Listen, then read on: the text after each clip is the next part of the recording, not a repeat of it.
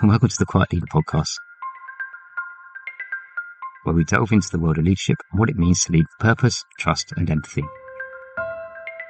I'm your host Andy, and in this introductory episode I'd like to share with you what has motivated me to start this podcast, along with some of my biggest inspirations when it comes to leadership. So let's start off with a little about me. I've been in some form of official leadership role for the last 12 years. Now, I say official because we're also leaders outside those official positions, and I plan to explore that more in the future episodes. And for the past 5 years, I've been designing and developing leadership training courses for people who are new to leadership from across the world at Leadership Academy. And for the last 2 years of that, I've designed and developed courses to teach others how to coach and mentor those new leaders. Through my experiences, I've learned that being a good and effective leader is not thinking that you are the person in charge, having to know everything and boss people around, but rather it's about serving the people you lead. I've learned that leading with thoughtfulness and empathy allows your people to thrive and fulfill their potential. But I haven't done it alone, and I've been inspired by some amazing leaders and thinkers, and also some not so good ones. And I'd like to share some of those inspirations. I'd like to start with Susan Cain, the author of Quiet, The Power of Introverts in a World That Can't Stop Talking. Her book is probably the biggest motivation behind starting this podcast. As an introvert myself, I have faced many challenges in the way I feel most comfortable leading, in a world where traditionally leaders are expected to be loud, brash and extrovert. And again, we'll explore more of this in the future.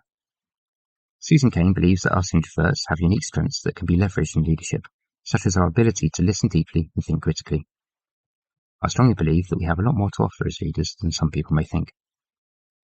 One of my biggest inspirations from a military perspective is David Marquet, a former nuclear submarine captain and the author of Turn the Ship Around. In his book, he talks about how he transformed his submarine from a poorly performing ship to one of the best in the fleet.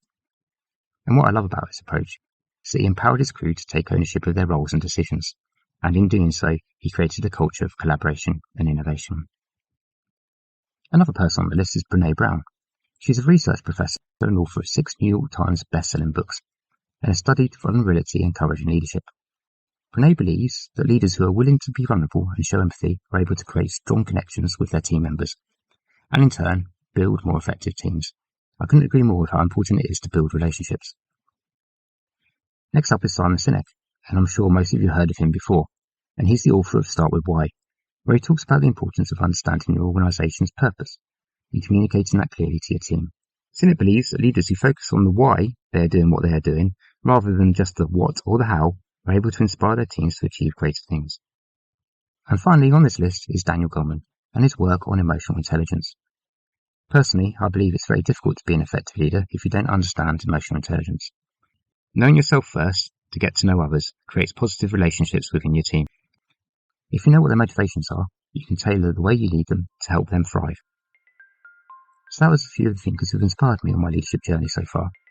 And I hope that their insights and perspectives, mixed with my experiences and views, will be valuable to you as well, and you'll feel encouraged to think more deeply about your own leadership style. In future episodes, we'll be exploring practical tips and strategies for becoming a more thoughtful and effective leader and mastering the art of quiet leadership, making sure that looking after your people is at the centre of what you do. So, all that's left is for me to thank you for stopping by and listening to this introductory episode of The Quiet Leader, and I hope that it's whetted your appetite. I'd also be extremely grateful for any feedback, comments or questions, so feel free to reach out to me on Twitter at The Quiet Leader or email me at artofquietleadership@gmail.com. And I look forward to interacting and engaging with you all in the future.